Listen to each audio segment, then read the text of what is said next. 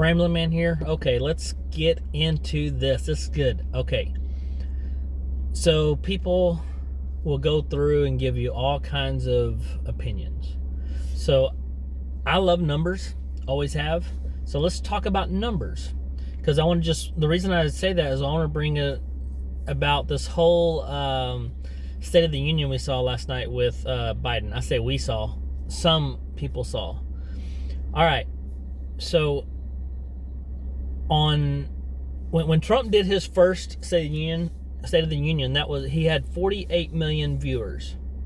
That was his first year. And then it went down to like 46 for the next 2 years. The last one, which is right before he left before he left office and everything, and you had full-blown COVID going on, he had 37.2 million viewers. Okay? Last night, Biden had 11.6 million. Now, even if you're not good with math, that's like 25.6 million less than what Trump had watching him speak. And if you watched him speak, you'll know exactly why. He is the most boring man ever because he's putting Ted Cruz to sleep. He's putting Nancy Pelosi and Kamala to sleep. And I'm pretty sure that Nancy and Kamala were part of the ones that helped write that speech. So I will tell you this. When you're sitting there, let's talk about these numbers, okay? Today you go on after it happened last night, they said, 71% of the people that watched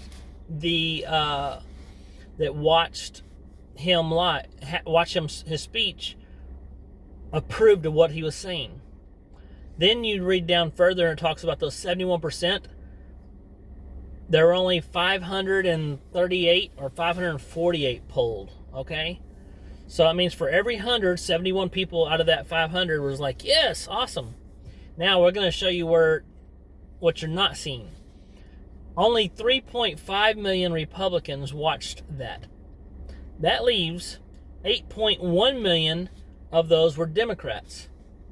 So even if every person were polled and every Democrat said they approved of what he was saying, it would still only be about 76%, 77% approval of what he was saying. But you're telling me only 548 people were polled for that to say, hey, what'd you think of it? And 71% of them said they approved. Well, that's about right.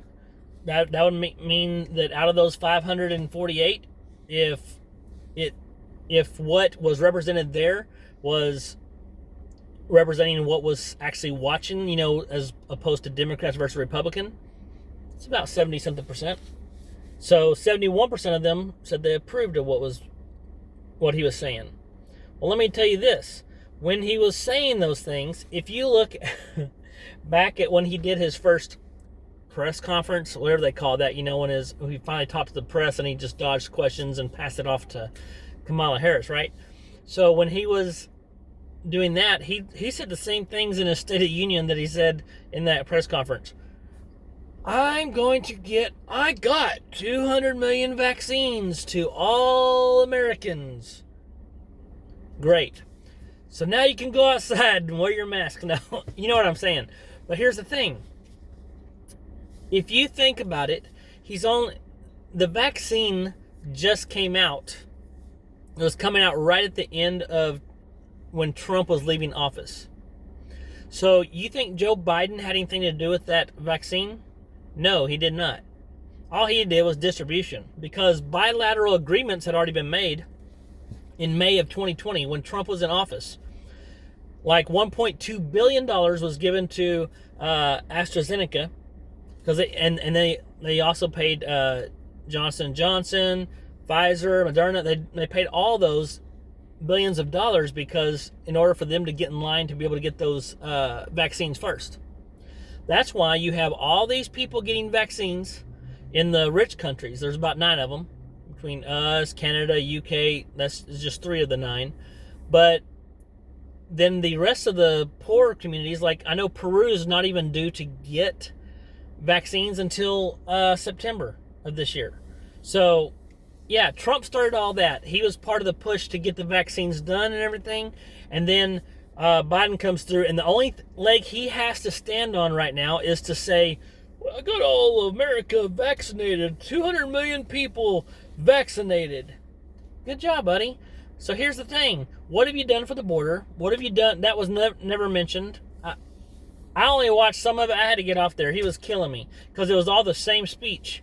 I did this and I did that. We're moving the right direction. I want to bring that minimum wage up to $15 an hour. He keeps throwing that out there, but you have to pass it first in the House and the Senate. And yeah, he did it for federal workers, but why wouldn't federal workers already be making that?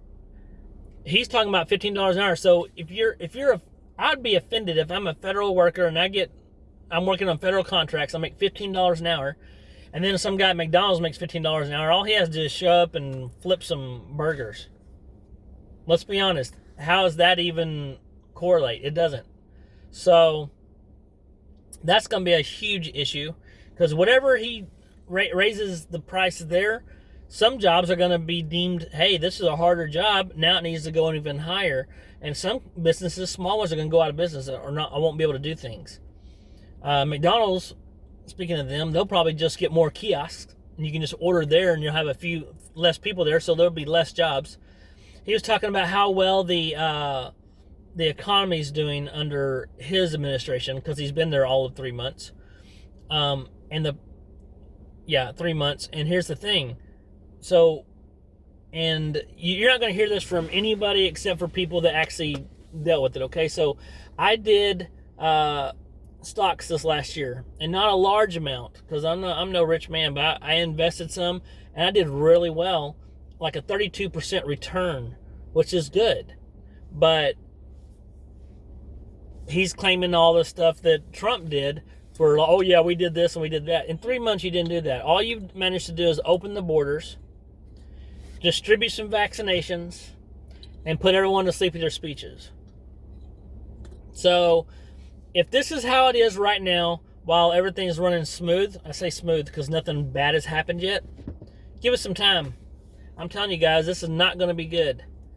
At some point, he's going to have to stop living in denial, and maybe some of the sheep that are falling around blindly are going to have their eyes open and be able to see that what is really going on. This is crazy. It's crazy to me that so many people are just like, I saw somebody last night, I watched a little bit on live on Yahoo, and they had all, like, I think they're like 2,000 something people watching on there, and they're going through, and somebody's like, my heart is pounding. I'm like, who are these freaking people that guy talking about stuff can get your heart pounding because you're excited? Seriously? What the heck is going on?